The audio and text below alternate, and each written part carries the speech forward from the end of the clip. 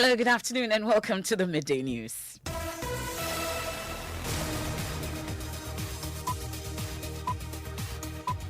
The news is live from our studios here at Kukumlimle. It's Joy 99.7 FM here in Accra. In Kumasi, it's live on Love 99.5 FM and affiliates across Ghana, including Radio Wa in Wa, Laura FM in Laura, Ganga FM in Jirapa, Bedouin FM in Bumprugu, and Jubilee Radio in Keta. You can also download the My Joy Online app from Play Store and App Store to listen live around the world. In this edition, NADMO officials begin distribution of relief items to displaced residents in the Upper West region.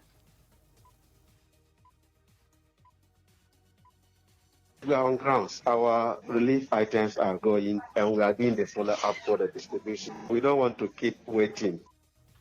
We are live on the grounds as community leaders aid NADMO officials to deliver the items to residents in hard-to-reach areas on canoes. Also in this edition. If nothing is done, we sit the house until something is done. In fact, I'm ready to be sacked. I work with Ghana Education Service. I don't care. That's where you earn your daily bread. The bread is not up to it.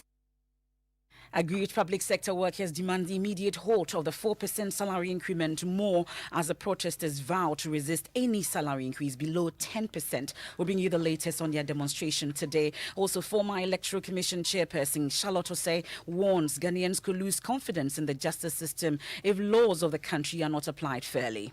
As soon as you start making distinctions in how you treat citizens, whether it's in the law court or before parliament or in the court of public opinion, the institutions start losing the trust of the people. And where was she on election day in Ghana? At the beach. You didn't vote? No, I didn't. You didn't monitor the elections? No. Why? Why should I? Did you? And in sports. Former Black Stars captain Asamoah Gyan has some advice for Ghana as the team locks horns with Morocco, Gabon and newcomers Comoros in the 2022 Africa Cup of Nations. We have details on that. And are you married or considering marriage? Gather round. Uncle Ebo has a message for you. When sex is good, all other issues in the relationship can be handled. When sex is not good, even minor issues become major issues and blow up.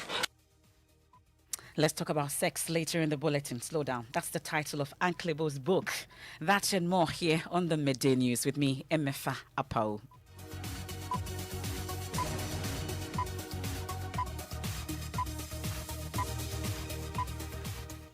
This is your home of bold, credible and fearless journalism. This afternoon, officials of the National Disaster Management Organization, NADMO, have begun distributing some relief items to residents displaced from recent flooding in the Upper West region.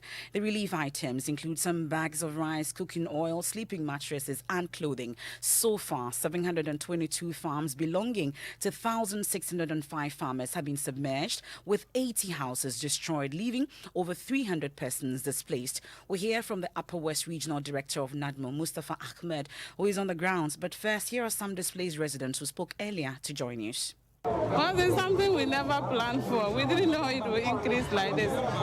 You know, from here to Jirapa, the kilometers was 62 kilometers.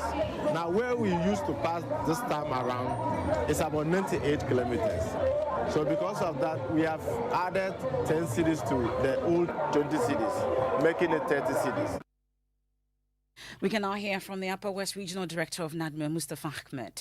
We are on grounds. Our relief items are going and we are doing the follow-up for the distribution. We don't want to keep waiting. So we are looking at the Nadoli Kaleo district, then the DPI, that the Fiema Buse Esa district. Then we look at the Jirapa as well. That enclave, that's where we are going to do it. So with my discussion with the opinion leaders around, we've all agreed that since we cannot go with cars, but the canoe can do, we will converge at the Nadoli district Assam, which is the center.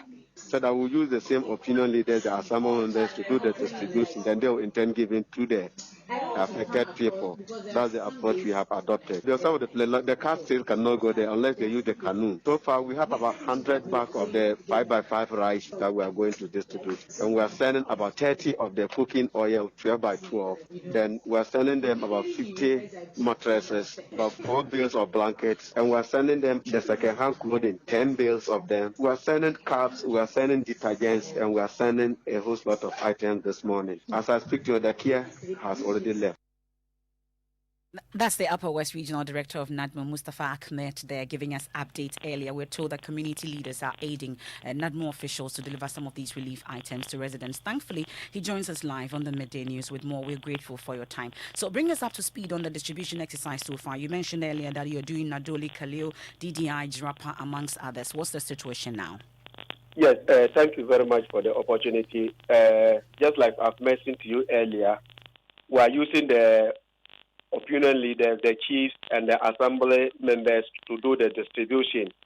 We are currently at the Nadoli District Assembly, and all the individuals that we've invited to come, some are already there whilst we are waiting for some. So we've given the signal that by 12:31 we should be able to have finished the distribution. So we know that about 300 persons have been displaced, 1,605 farmers have been affected because 722 farms belonging to them were submerged. Have you been able to reach these 300 persons? How many persons exactly have you been able to reach? Oh, yes. Yesterday, the information we gathered from the folks indicate that a majority of them have actually moved to stay with their relations, and others have moved to Wa, and some are in Nadoli. So we are unable to get all these people. But once on the eve of the disaster, a template was given and the assembly members used it to collate the data for us. That is what we are going to use as at now. Well, we're told we're expecting more rains. Did it cause any more havoc? Do you have the situation under control, you'd say?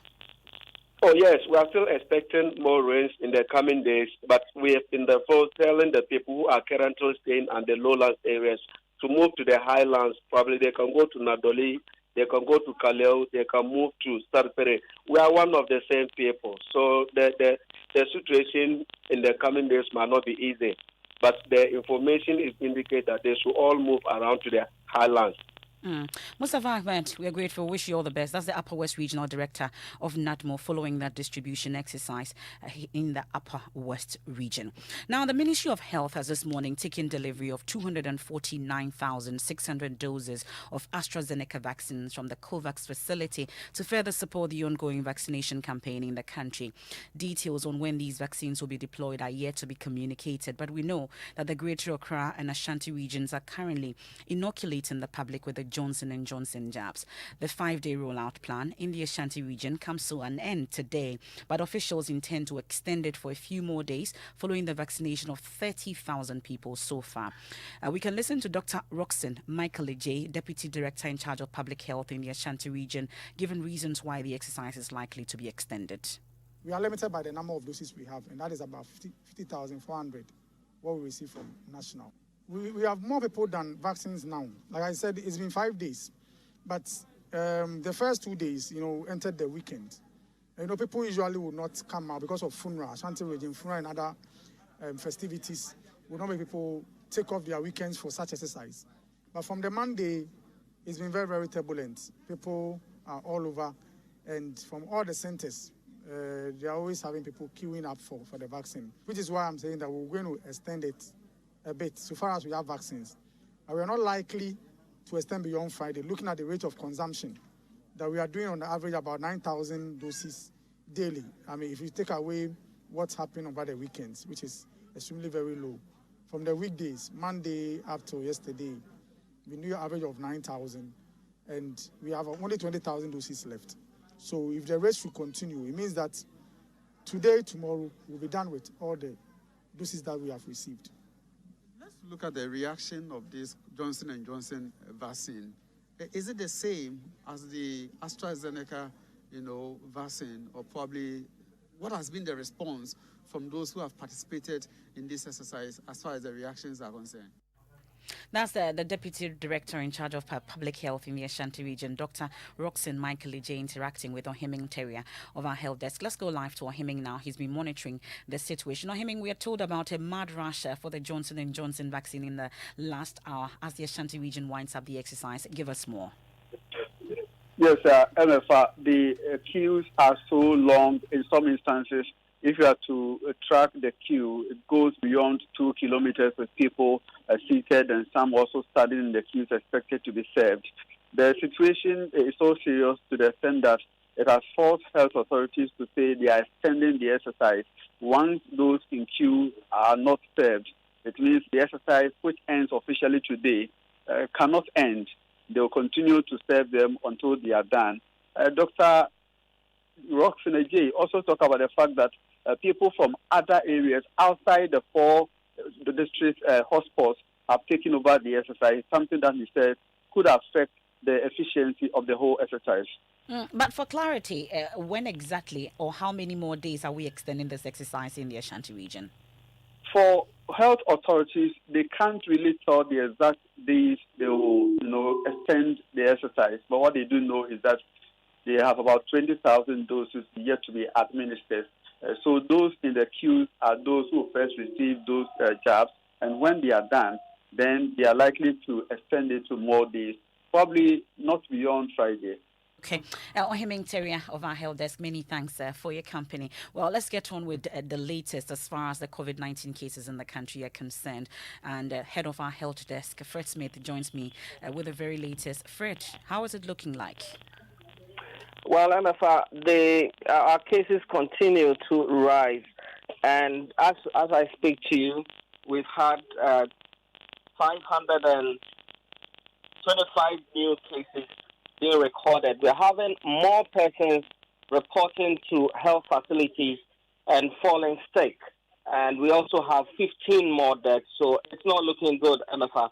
The only thing we can do now is to stick to the protocols as we've been advised, in addition to the vaccinations that we're having, MFA. So 51 persons in critical condition, 128 severe cases. That's what it's looking like. But you've also picked up information on how these additional vaccines that we've received that have been delivered will be distributed. What do we know about it? Yes, indeed. Ghana this morning received about 249,000 doses of the Oxford AstraZeneca vaccines. And these were manufactured in the UK as supplies from India have been drying up. You recall the UK government pledged to share 80 million doses through the COVAX platform as part of the 100 million they are sharing with the rest of the world. And at this G8 meeting recently, the UK made that pledge. Nigeria received nearly 700,000 on Monday. Egypt, Kenya have also received their share of these doses. We expect that by the end of the year, 30 million will be shared. But these vaccines will go to inoculate 250,000 people in Ghana who took the first jab of AstraZeneca.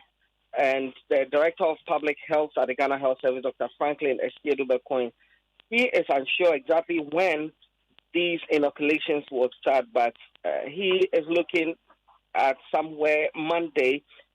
So they roll this out because their staff have already been trained on rolling this out or vaccinating people. Thank you very much. Fred Smith is the head of our health desk there, giving us updates on this. You're giving us 4%, but don't forget, we are going to the market with this 4% for these people living luxurious life. Remember that, it's not fair. That's one out of the scores of aggrieved public sector workers who hit the streets today to protest against a 4% salary increment recently negotiated by their union leaders. They have vowed to resist any salary increment below 10% and are demanding that government implements the Professor Ntiamwa report. The report recommends that salary adjustment of public sector workers must be commensurate with those of Article 71 office holders. We'll hear from the leadership of the group, but first listen to some of the demonstrators speaking to Joy News earlier. When the teacher is hungry, do you expect the teacher to teach? How will the teacher teach when he's hungry? For this demonstration, if nothing is done about it, what then do you do? We lay down our tools. If nothing is done, we sit the house until something is done. In fact, I'm ready to be sacked. I don't care. You work with Ghana Education Service. I don't care. That's where you earn your daily bread. Daily bread? Right. Did you say daily bread? The bread is not up to it. My salary I take, and I'll tell you the conditions. That is the rent and the utility I pay at home. A family of 4, and you're expecting me to live with that. And you're giving me 4%. Look, trust me, people are not happy. Okay? But because we're on the public and people decide to sit back and complain, Now, at the end of the day, who suffers? Isn't it the patient? You get that our nursing leaders should also listen to us and know that the 4% from 10% reduced to 4%. It's a no-no. Well, some demonstrators there, and Kwesi Parker Wilson has been on the ground all morning. He joins us on the line with details. First off, though, Parker, where exactly are the demonstrators now? Well, so MFR, I speak to you, the demonstrators have dispersed. They are done with the demonstration. They ended up at Parliament where they presented the petition to a member of Parliament. He himself wasn't there. That is the MP for Isojaman. But a rep came to receive the petition on behalf of the MP. Now, their demand is quite simple, MFR. They're saying that the 4% salary increment, they don't want it. As simple as that. They want government to increase it. They're looking up to between 15 to 25%. Even if government will not implement the recommendation of the Government Thermal Committee report, they are expecting government to do something about it, 15 to 25%. And the reason is that they say there has been an introduction of new taxes. Again, bread bakers have increased the prices of bread, transport fares are up, and so 4% obviously would not amount to anything for their members. I don't know if they got any assurances during the presentation of the petition on what they are demanding. Hello, Parker. Hello, MFR. Okay, so I'm asking whether they got any reaction to the demands they were making when they presented their petition. Unfortunately for the protesters, there were no government officials present to receive their petition. In fact, the petition was read to the media in anticipation that will carry their concerns to government, of course, those in authority, especially the chief labor officer, who they are alleging that in spite of the Labor Act, which says after negotiation, he is supposed to implement the new adjustment after 3 months.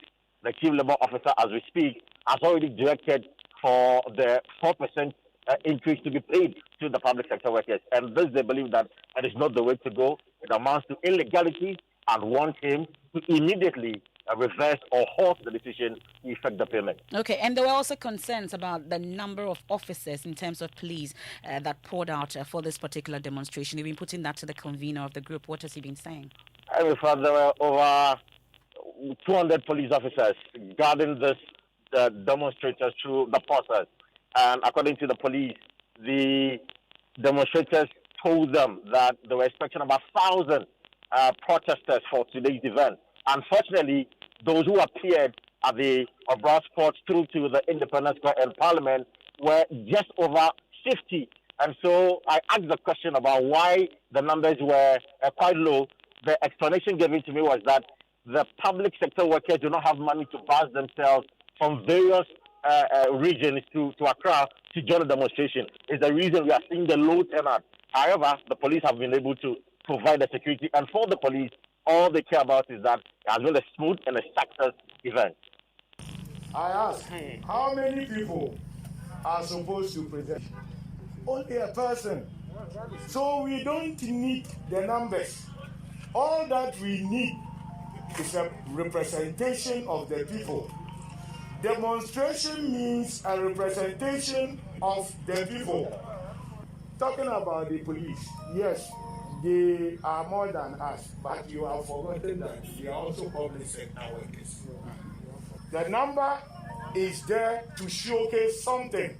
Should they fail us, they will be surprised by the regional representation that is going to happen. Norbert Gbogbochi is convener of the aggrieved public sector workers who hit the streets today over salary disparities. And speaking of salaries and living conditions, Vice President Dr. Mahmoud Bawumia got Ghanaians talking with his numerous speeches in the run-up to the 2016 elections. He definitely made a mark with his Ghanaians are suffering rhyme during one of the campaigns. Listen. Teachers are suffering. Teacher trainees are suffering. Nurses are suffering. And nursing trainees are suffering. Patients are suffering. Students are suffering. Traders are suffering. Pensioners are suffering.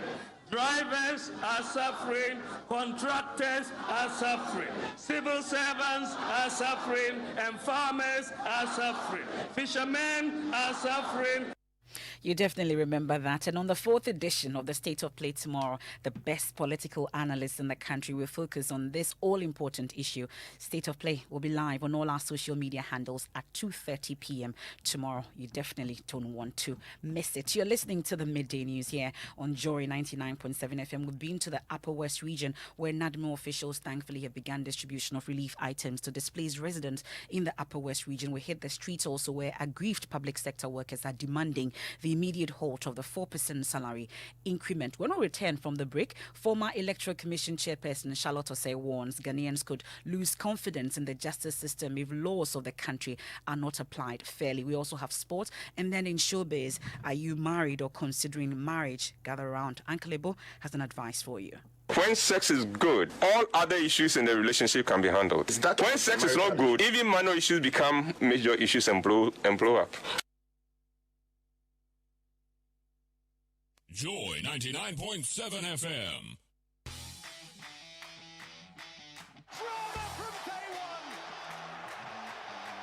The boys are back, oh! The boys are back! Imagine inviting great footballers like Ronaldo, Messi, and Mbappe into your home. Imagine feeling the big mad temperament of football's fiercest rivals in your living room. Imagine enjoying the home ground advantage of witnessing the best of Serie A, La Liga, Premier League, UEFA Europa, and many more leagues all in English. Or stop imagining. Just get a GoTV decoder now at 89 Ghana cedis and upgrade to GoTV Max to turn your home into the home ground of great football. To purchase a new decoder, SMS GoTV to short code 1731. GoTV. Love it. Drama from day one.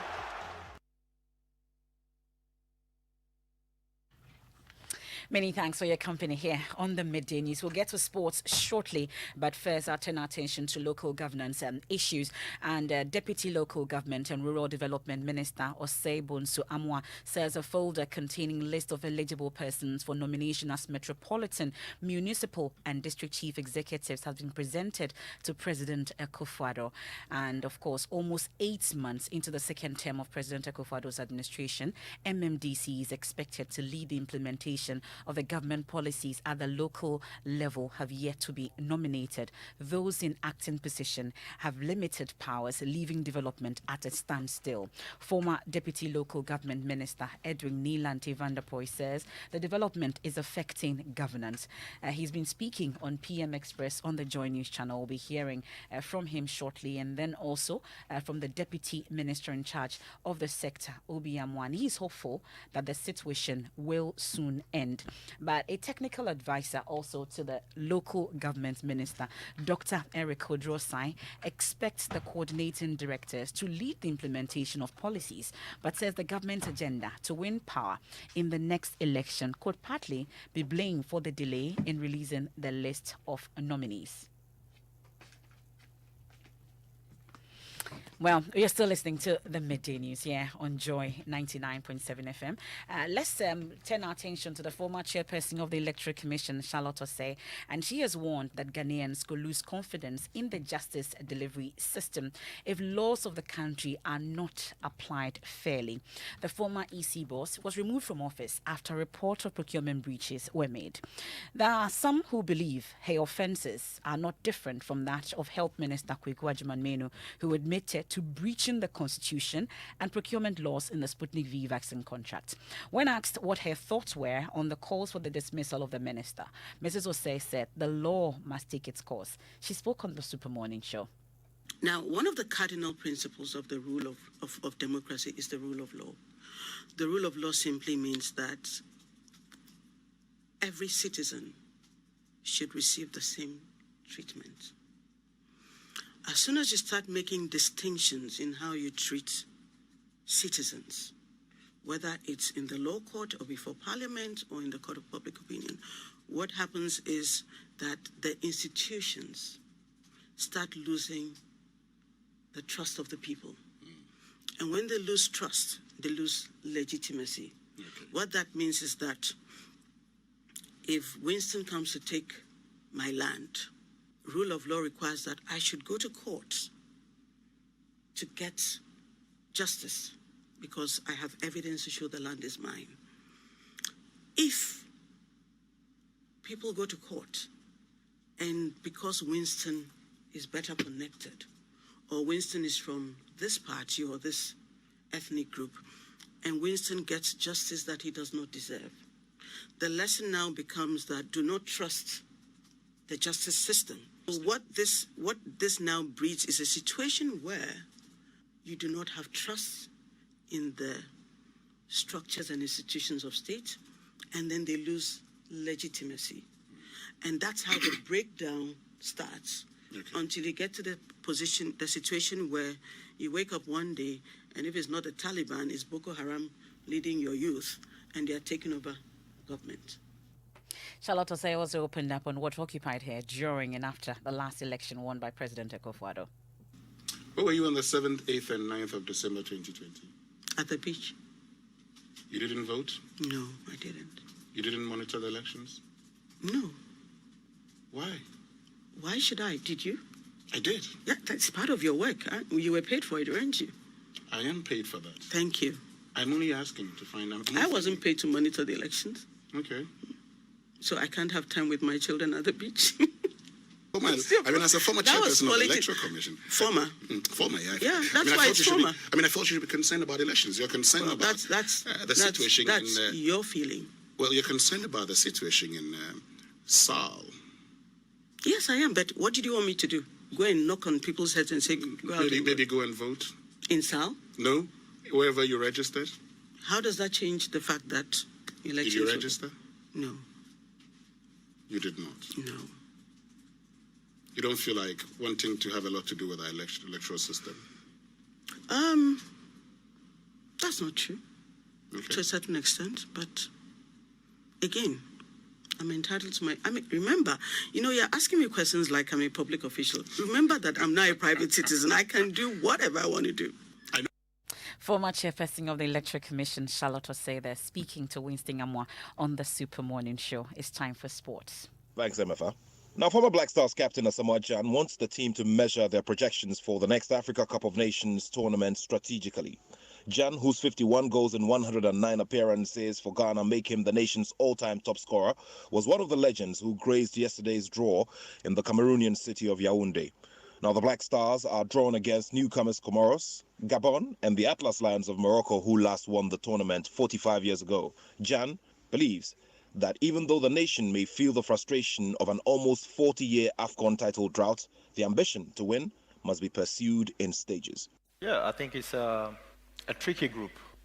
Morocco is up there. I think he considered just one goal in the qualification, which I think is statistically is one of the strongest in the group. Ghana is also up there. That's my country. I'll be rooting for my country. But everybody who is qualifying for the African Cup of Nations is coming to win.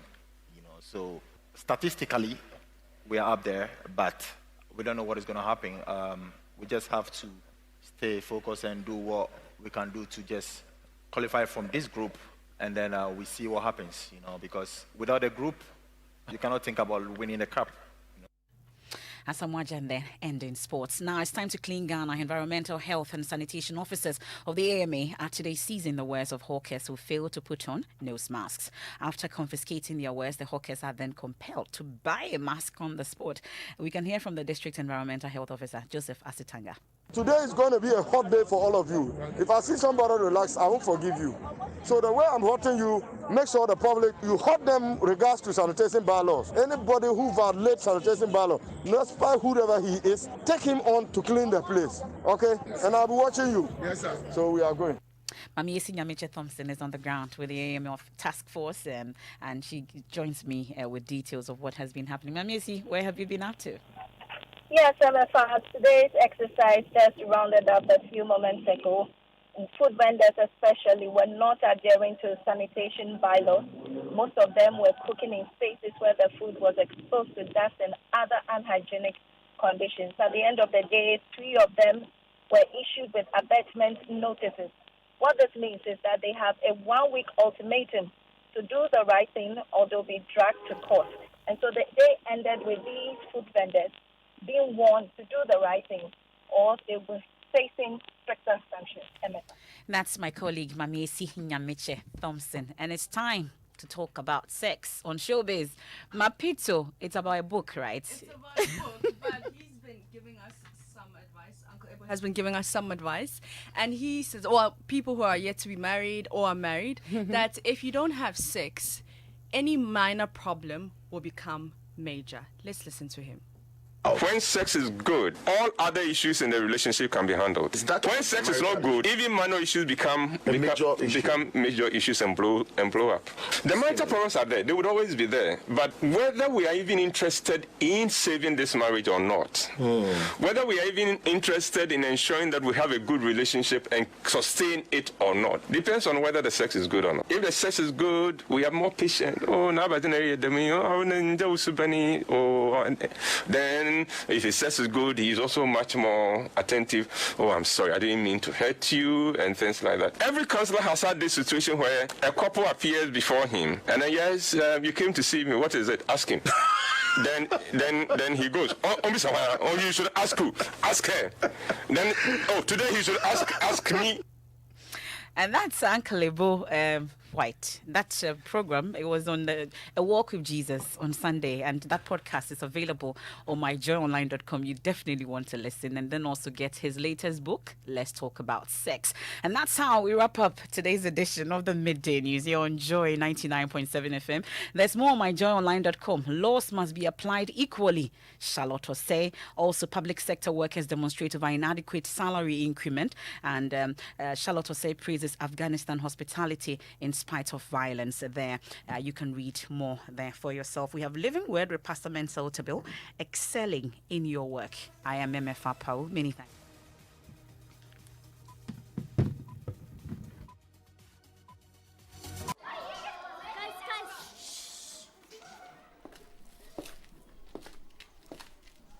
Hello, class. Mental. What is 2 and 3? 23. 2 and 4. 24. 2 and 5. Sonata. It's been 25 amazing years with you. And to celebrate this huge milestone, we're giving away 25 brand new sleek Hyundai Sonata vehicles and lots of exciting prizes in the MTN at 25 promo. Just keep using your MTN number and talk, text, browse, and Momo more to gain points. And you could win one of 25 brand new sleek Hyundai Sonata vehicles and lots of cash prizes each month in the MTN at 25 promo. Dial *156# today and begin your journey to win big. Only on MTN. Everywhere you go. The theaters are open. The stage is ready. COVID protocols intact. All set for the first of its kind. Finest and funniest open-air theater. Something Must Kill a Man. A play by Latifa Bubakar. This one, it can only last 45 seconds. It's a lie. 3 minutes. Dial *447*1092# for early bird tickets at ATCDs. Join this entertaining comic experience at the Plush Labadi Beach Hotel, 2nd, 3rd, and 4th September, 7 p.m. each night. Tickets are available at Joy FM, Labadi Beach Hotel, Kuala, Airport Shell, and Batrona Total, or call 0571-900-900. Something Must Kill a Man is brought to you by Labadi Beach Hotel and TCL Ghana, powered by Joy Entertainment and Glow Productions. Succeeding in business requires certain fundamentals and know-hows at every turn. In light of this, Joy Business is going a notch higher to bring you closer to top business leaders all over the world, right on your social media platforms with Joy Business Social. It's an insightful and interactive live session on your mobile devices. Joy Business Social comes your way this and every Thursday at 6 p.m. exclusively live on the Joy Business and Joy99.7 FM Facebook pages. Follow our live updates and engage with us on Twitter via the hashtag Joy Business Social. You can also engage with us on LinkedIn at Joy Business Ghana. All your questions relating to business and the guest of the day will be tackled live and direct. Joy Business, empowering, prospering together. The big leagues are back, and DSTV is where all the football action is at. Enjoy live matches weekly from the best leagues in the world. We're talking the Premier League, La Liga, Serie A, the Europa League, and the UEFA Champions League. That's Salah. Kane, Haaland, Bruno, Lukaku, Suarez, Messi, CL7 all week, every week. Get it all from just 49 Ghana cedis per month and experience football that can't be beaten on DSTV. We make sure we fetch our oats, and our oats is going to be 2 cups of this, and 2 cups of half cup is going to give us 1 cup. When most businesses were folding up during the pandemic, that was when Yvonne Abireba Norie decided to quit her job to start a business. Yep, not even the attainment of an MPhil in development studies and a good corporate job could stop her from her real passion, baking. I decided, well, corporate was not really meant for me, I think so, because I was still working, but sometimes I had to take